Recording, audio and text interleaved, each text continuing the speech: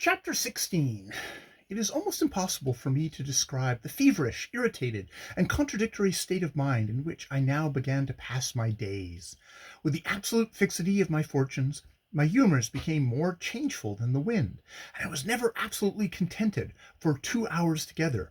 I joined in every sort of dissipation common to men of the day, who, with the usual inanity of noodles, plunged into the filth of life merely because to be morally dirty was also at the moment fashionable and much applauded by society. I gambled recklessly, solely for the reason that gambling was considered by many leaders of the upper ten as indicative of manliness and showing grit. "I hate fellows who grudge lossing a few pounds at play," said one of these distinguished titled asses to me once. "It shows such a cowardly and currish disposition." Guided by this new morality, and wishing to avoid the possibility of being called cowardly and currish, I indulged in baccarat and other ruinous games almost every night, willingly lost the few pounds, which in my case meant a few hundred, for the sake of my occasional winnings, which placed a number of noble rakes and blue-blooded blacklegs in my power for debts of honour, which are supposedly to be more strictly attended to and more punctually paid than any debts in the world, but which, as far as I am concerned, are still owing. I also betted heavily on everything that could be made the subject of a bet, and, not to be behind my peers in style and knowledge of the world, I frequented low houses and allowed a few half-nude brandy-soaked dancers and vulgar music hall artistes to get a couple of £1,000 worth of jewels out of me, because this sort of thing was called seeing life and was deemed part of a gentleman's diversion. Heavens, what beasts we all were, and I and my aristocratic boon companions, what utterly worthless, useless, callous scoundrels! And yet we associated with the best and the highest of the land. The fairest and noblest ladies in London received us in their houses with smiles and softly worded flatteries. We, whose presence reeked with vice, we, young men of fashion whom, if he had known of our lives as they were, an honest cobbler working patiently for daily bread, might have spat upon, in contempt and indignation that such a low rascals should be permitted to burden the earth. Sometimes, but very seldom, Romanes joined our gambling and music-hall parties, and on such occasions I noticed that he, as it were, let himself go, and became the wildest of us all. But though wild, he was never coarse, as we were. His deep, mellow laughter had a sonorous richness in it that was totally unlike the donkey's hee-haw of our cultured mirth. His manners were never vulgar, and his fluent discourse on men and things, now witty and satirical, now serious almost to pathos, strangely affected many of those who heard him talk, myself most of all. Once, I remember, when we were returning late from some foolish carouse, I with 3 young sons of English peers and Romanes walking beside us, we came upon a poorly clad girl sobbing and clinging to the iron railing outside a closed church door. "Oh God!" she wailed. "Oh dear God, do help me!" One of my companions seized her by the arm with a lewd jest, when all at once Romanes stepped between them. "Leave her alone," she said sternly. "Let her find God, if she can." The girl looked up at him, terrified, her eyes streaming with tears, and he dropped down 2 or 3 gold pieces into her hand. She broke out crying afresh. "Oh, God bless you!" she cried wildly. "God bless you!" He raised his hat and stood uncovered in the moonlight, his dark beauty softened by a strange wistful expression. "I thank you," he said simply. "Make me your debtor." And he passed on. We followed, somewhat subdued, in silence, though one of my lordling friends sniggered idiotically. "You paid dearly for that blessing, Romanes," he said. "You gave her 3 sovereigns, by Jove. I'd have something more than a blessing if I'd been you." "No doubt," returned Romanes. "You deserve more, much more. I hope you will get it. A blessing would be no advantage whatsoever to you. It is to me." How often I have thought of this incident since! I was too dense to attach either meaning or importance to it then. Self-absorbed as I was, I paid no attention to circumstances which seemed to have no connection with my own life and affairs. And, in my dissipations and so-called amusements, a perpetual restlessness consumed me. I obtained no real satisfaction out of anything except my slow and somewhat tantalizing courtship of Lady Sybil. She was a strange girl. She knew my attentions towards her well enough, yet she affected not to know. Each time I ventured to treat her with more than the usual deference, and to infuse something of the ardor of a lover into my looks or manner, she feigned surprise. I wonder why it is that some women are so fond of playing the hypocrite in love.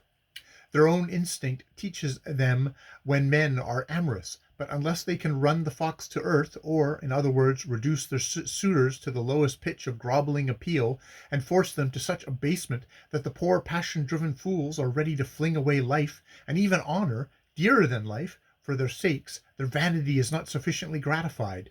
But who, or what am I, that I should judge of vanity? I, whose egregious and flagrant self-approbation was of such a character that it blinded me to the perceptions and comprehensions of everything in which my own ego was not represented. And yet, with all the morbid interest I took in myself, my surroundings, my comfort, my social advancement, there was one thing which soon became a torture to me, a veritable despair and loathing. And this, strange to say, was the very triumph I had most looked forward to as the crown and summit of all my ambitious dreams. My book. The book I had presumed to consider a work of genius when it was launched on the tide of publicity and criticism, resolved itself into a sort of literary monster that haunted my days and nights with its hateful presence. The thick, black-lettered, lying advertisements scattered broadcast by my publisher flared at me with an offensive insistence in every paper I casually opened. And the praise of the reviewers, the exaggerated, preposterous, fraudulent boom. Good God, how sickening it was, how fulsome! Every epithet of flattery bestowed upon me filled me with disgust, and one day when I took up a leading magazine and saw a long article upon the extraordinary brilliance and promise of my book, comparing me to a new Aeschylus and Shakespeare combined, with the signature of David McWing appended to it, I could have thrashed that erudite and assuredly purchased Scott within an inch of his life. The chorus of eulogy was well nigh universal. I was the genius of the day, and the hope of the future generation. I was the book of the month, the greatest, wittiest, most versatile, most brilliant scribbling pygmy that had ever honored a pot of ink by using it. Of course, I figured as McWing's discovery. £500 bestowed on his mysterious charity had so sharpened his eyesight that he perceived me shining brightly on the literary horizon before anyone else had done so.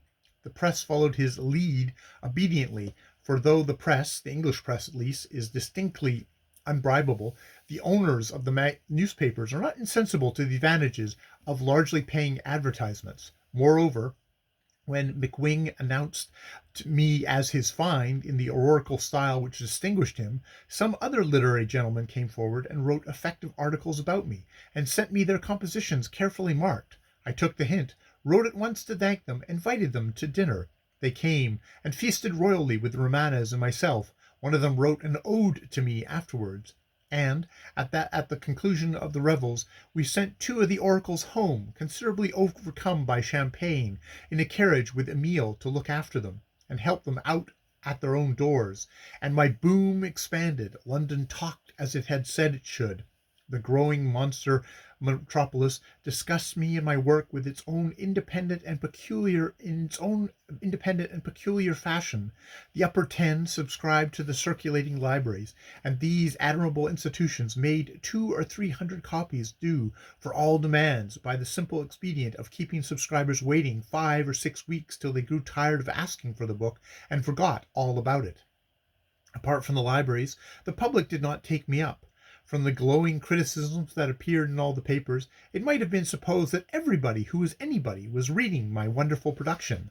Such, however, was not the case. People spoke of me as the great millionaire, but they were indifferent to the bid I had made for literary fame. The remark they usually made to me whenever I went was, "You've written a novel, haven't you? What an odd thing for you to do." This, with a laugh, "I haven't read it. I've so little time. I must ask for it at the library." Of course, a great many never did ask, not deeming it worth their while, and I, whose money, combined with the restless influence of Romanes, had started the favorable criticism that flooded the press, found out that the majority of the public never reads criticisms at all. Hence my anonymous review of Mavis Clare's book made no effect whatever on her popularity, though it appeared in the most prominent manner. It was a sheer waste of labor, for everywhere this woman author was still looked upon as a creature of altogether finer clay than ordinary, and still her book was eagerly devoured, and questioned and admired, and still it sold by thousands. Despite a lack of all favorable criticism or prominent advertisement, no one guessed that I had written what I now perfectly willing to admit was a brutally wanton misrepresentation of her work. No one, except Romanes. The magazine in which it appeared was a notable one, circulating in every club and library, and he, taking it up casually one afternoon, turned to that article at once. "You wrote this," he said, fixing his eye upon me. "It must have been a great relief to your mind." I said nothing. He read on in silence for a little, then laying down the magazine looked at me with a curiously scrutinizing expression. "There are some human beings so constituted," he said, "that if they had been with Noah on the ark according to the silly old legend, they would have shot the dove bearing the olive leaf directly it came in sight over the waste of the water. Are you that type, Geoffrey?" "You are that type, Geoffrey." "I do not see the force of your comparison," I murmured.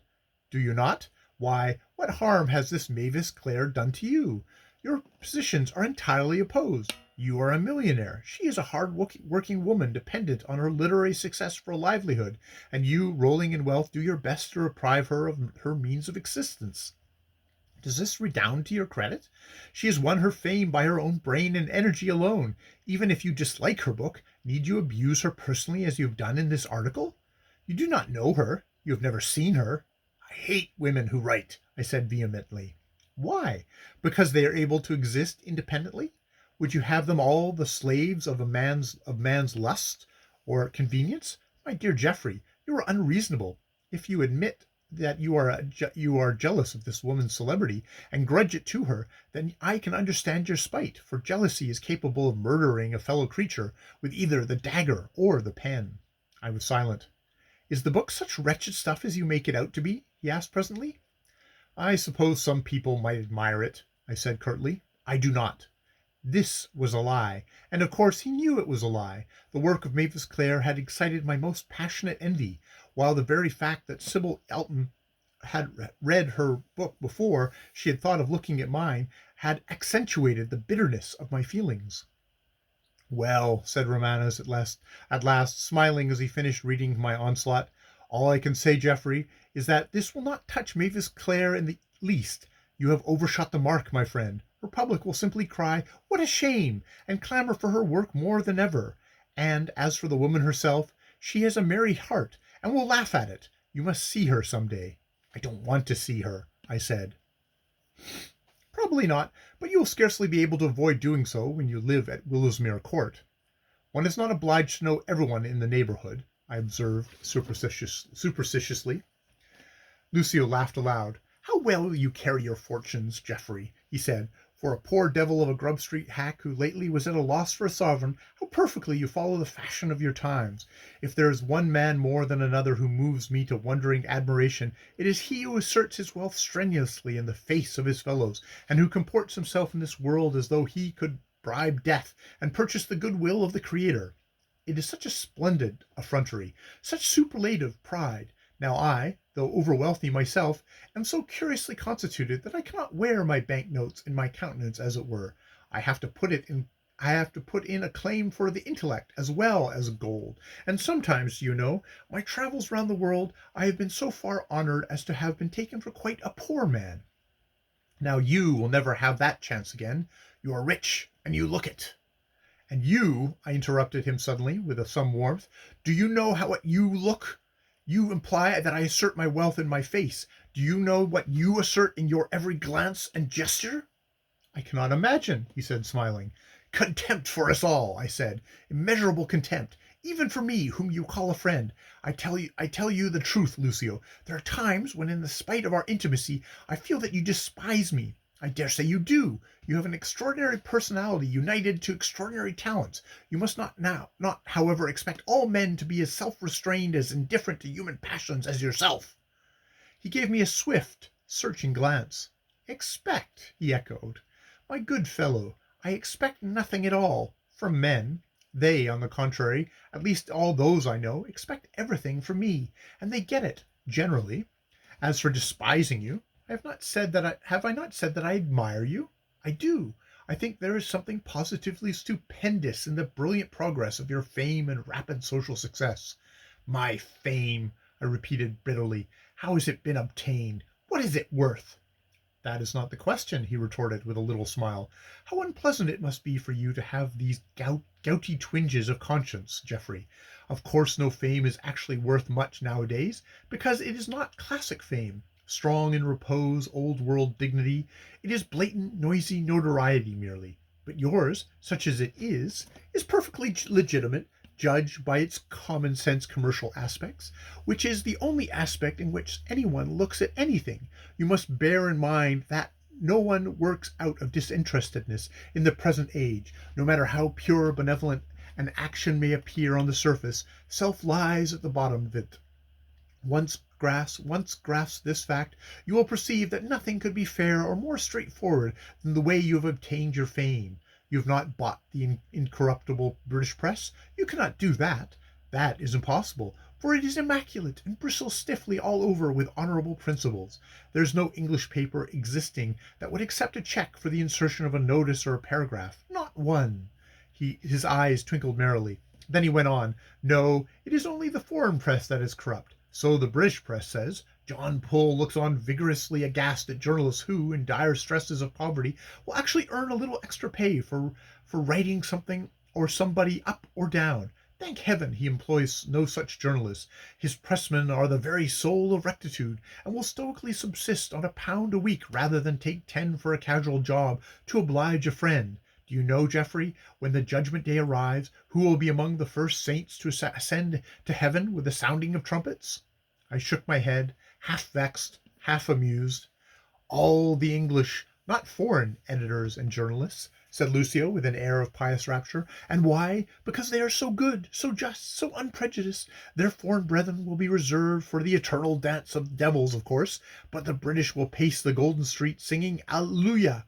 I assure you, I consider British journalists generally the noblest examples of incorruptibility in the world. They come next to the clergy as representatives of virtue and exponents of the 3 evangelical counsels, voluntary poverty, chastity, and obedience. Such mockery glittered in his eyes that the light in them might have been the reflection of clashing steel.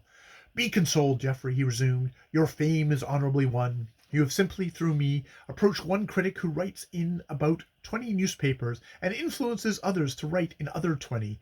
That critic, being a noble creature, all critics are noble creatures, has a pet society for the relief of authors in need. A noble scheme, you will own. And to this charity I subscribe out of pure benevolence £500, moved by my generosity and consideration, particularly as I do not ask what becomes of the 500.